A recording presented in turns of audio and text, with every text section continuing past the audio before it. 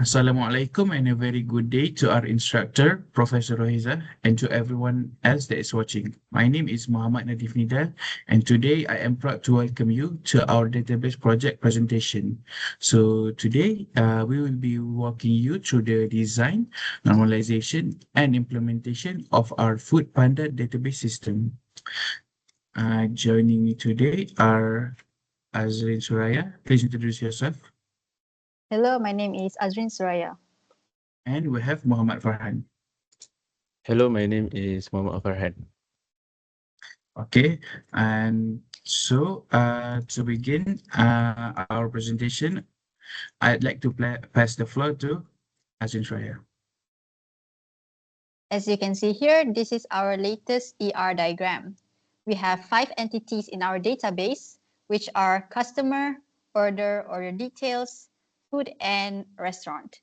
In each entity, we have one primary key, and in order details specifically, we have a composite key, which includes 2 primary keys from other entities.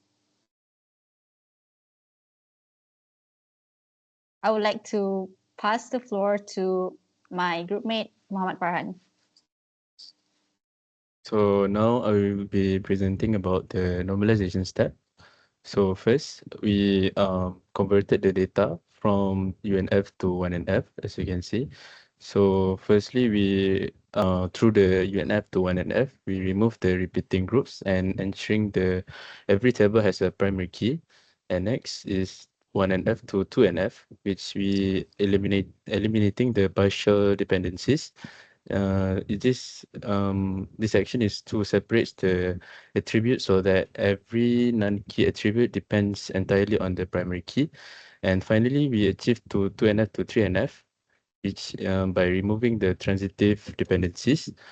And as a result, we obtain the 5 fully normalized table that minimize redundancy and improve data integrity. So next slide. We proceed to the 3NF. This is our 3NF table.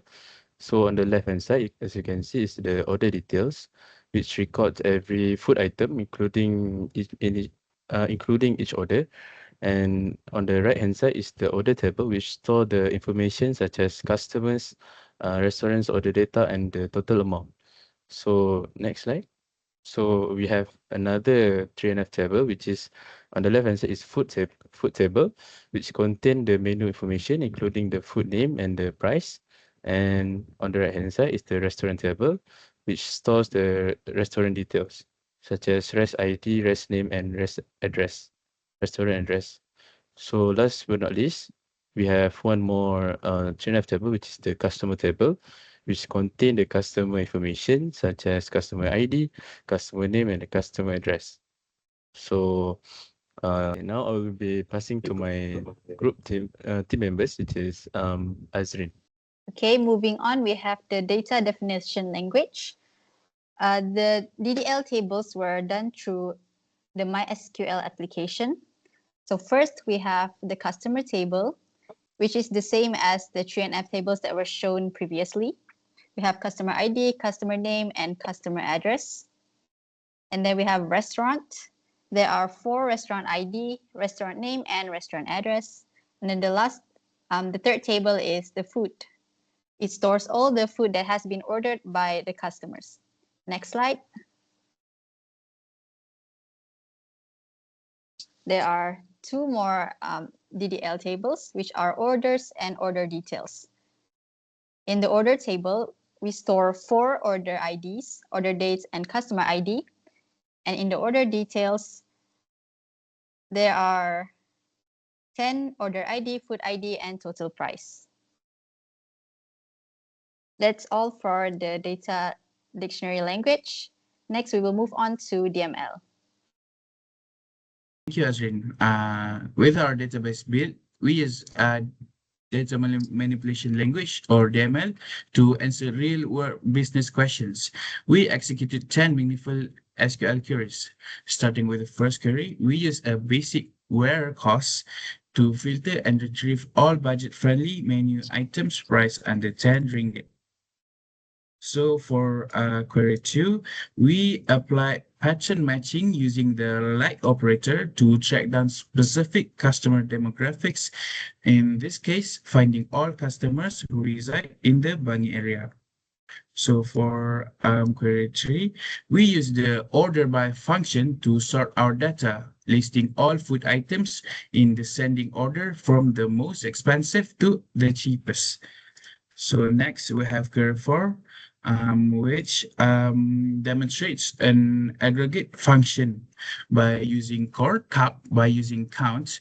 We quickly calculated exactly how many different food items are currently registered in our system.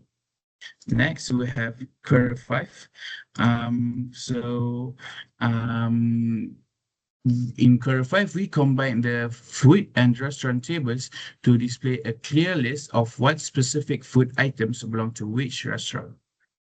For query 6, we took joins a step further by filtering for a specific user to track down exactly when a particular customer placed their order. Next up, we have query 6, which is a complex tree table join. We connected order details, food, and orders to generate a detailed line item breakdown for a specific order ID. Moving on, query 8.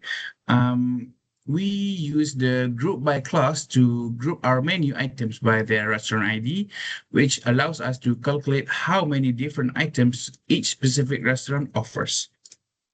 Moving on to query 6. For query 6, we group the order details and apply the having clause to filter out the big ticket purchase, specifically identifying orders where the total combined price was greater than 15 ringgit. So finally, we have query 10, which we utilize a subquery instead of hard coding a price. We nested a select max statement to dynamically identify the single most expensive food item on the platform. So, as a conclusion, by combining a well-structured ERD,